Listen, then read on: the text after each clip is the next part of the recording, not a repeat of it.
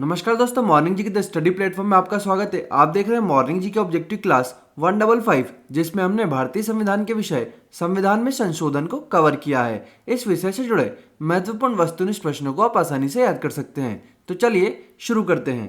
हमारा पहला प्रश्न है, संविधान की किस भाग एवं अनुच्छेद में संविधान संशोधन प्रक्रिया का उल्लेख है?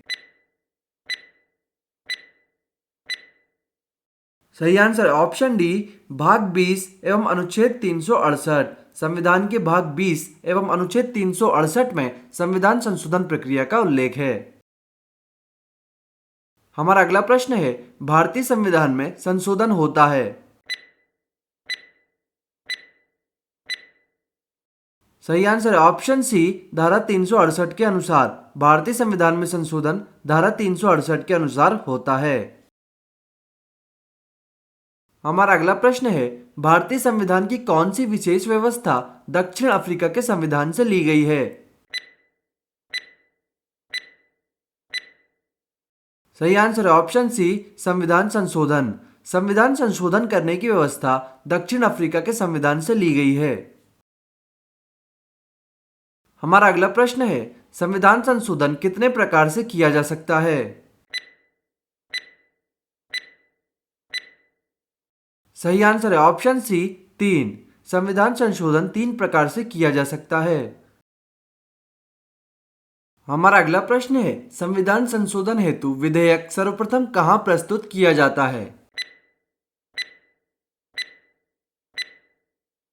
सही आंसर है ऑप्शन ए, संसद में किसी एक सदन में। संविधान संशोधन हेतु विधेयक सर्वप्रथम संसद में किसी एक सदन में पेश किया जा सकता है। हमारा अगला प्रश्न है, संविधान के अधिकांश अनुच्छेदों को संशोधित करने के लिए कौन सी प्रक्रिया अपनाई जाती है? सही आंसर है ऑप्शन ए, साधारण बहुमत। संविधान के अधिकांश अनुच्छेदों को संशोधित करने के लिए साधारण बहुमत की प्रक्रिया अपनाई जाती है।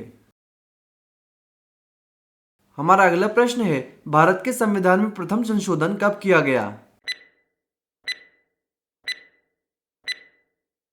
सही आंसर है ऑप्शन बी, 1951 ईस्वी।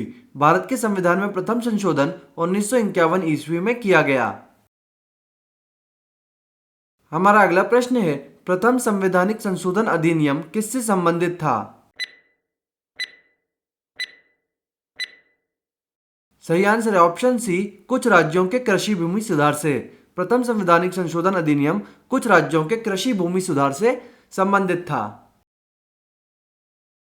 हमारा अगला प्रश्न है, क्या राज्य विधानमंडल संविधान संशोधन प्रक्रिया को प्रारंभ कर सकता है? सही आंसर है ऑप्शन बी, नहीं।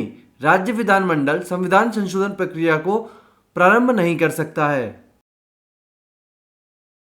हमारा अगला प्रश्न है, संविधान में संशोधन नहीं किए जा सकते हैं।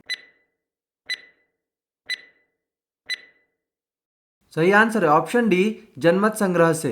संविधान में संशोधन जनमत संग्रह से नहीं किए जा सकते हैं।